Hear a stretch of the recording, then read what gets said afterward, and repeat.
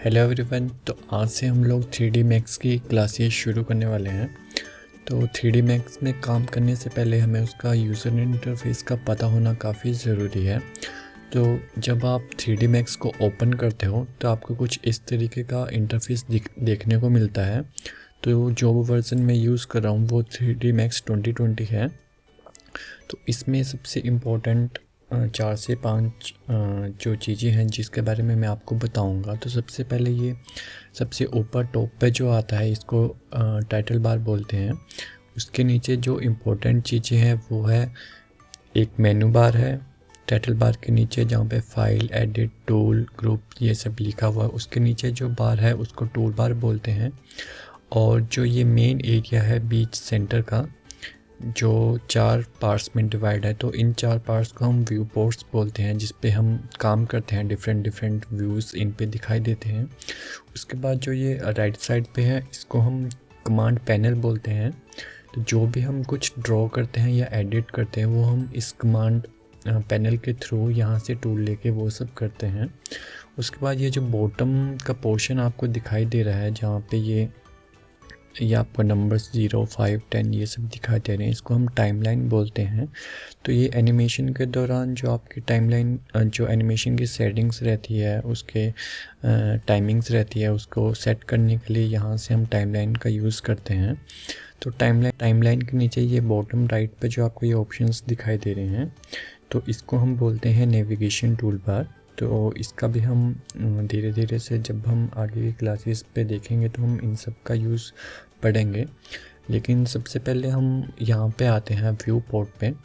तो view port में कुछ चीज़ें आप देखोगे, कुछ चीज़ें सेम है। जैसे ये कॉर्नर के ऑप्शंस जो हैं ये सभी में लगभग सेम तरीके से दिखाया गया है। और जो ये राइट कॉर्नर पे ये जो आपको बॉक्स टाइप दिखाई दे रहा है इसको बोलते हैं व्यू क्यूब। तो इसका यूज़ हम करते हैं अपने व्यू को चेंज करने के लिए। तो सबसे पहले हम व्यू क्यूब से पहले यहाँ पे ये कुछ ऑप्शंस हैं, इनको देख लेते हैं। यहाँ पे प्लस का ऑप्शन है, तो जब हम यहाँ पे प्लस पे क्लिक करते हैं तो यहाँ पे ये काफ़ी ऑप्शंस दिखाई देता है, जैसे maximum view port, active view point, disable, show grids, view cubes. तो इसमें जब हमें इन 4 व्यू पोर्ट्स को, अगर हमें किसी एक व्यू पोर्ट को इनलार्ज व्यू में देखना है तो हम यहाँ पे प्लस में क्लिक करेंगे और यहाँ मैक्सिमम व्यू पोर्ट्स है, जैसे यहाँ पे शॉर्टकट भी दिखा रहा है Alt+W, तो यहाँ पे क्लिक करेंगे तो इस व्यू पे ये फुल स्क्रीन पे आ जाएगा।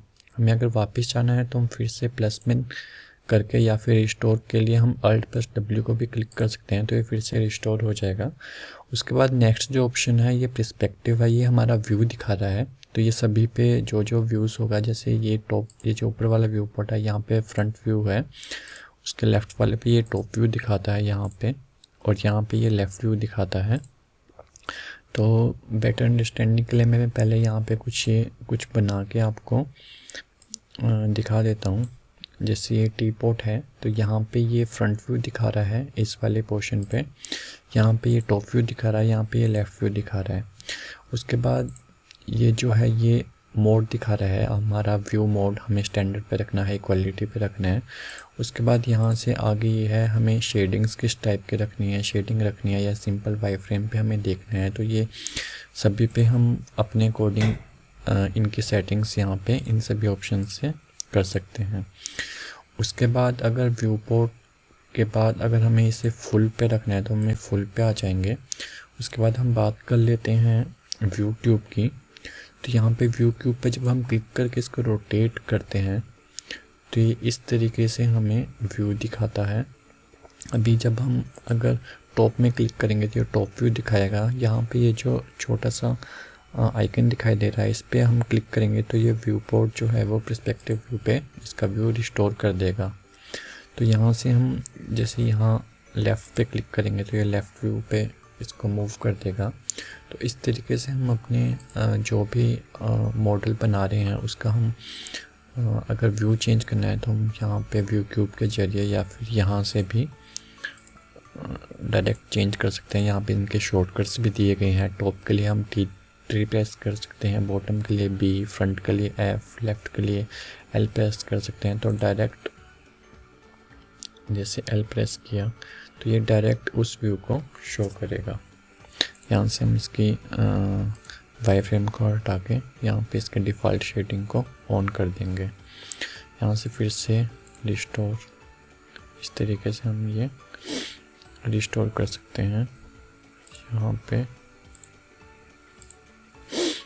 ऐसे अभी बात कर लेते हैं ये कमांड पैनल की। तो यहाँ पे सबसे पहले ये क्रिएट का ऑप्शन है।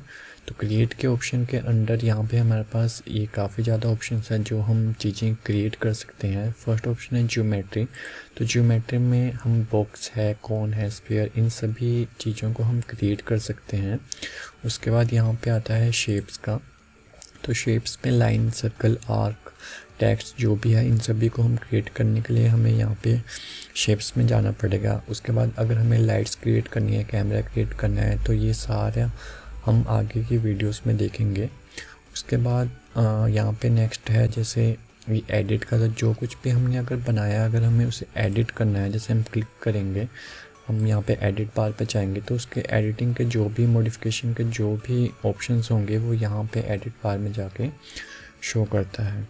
तो आगे की वीडियोस में हम धीरे धीरे इन सभी टूल्स के बारे में पढ़ेंगे। तो आज की वीडियो के लिए सिर्फ इतना ही।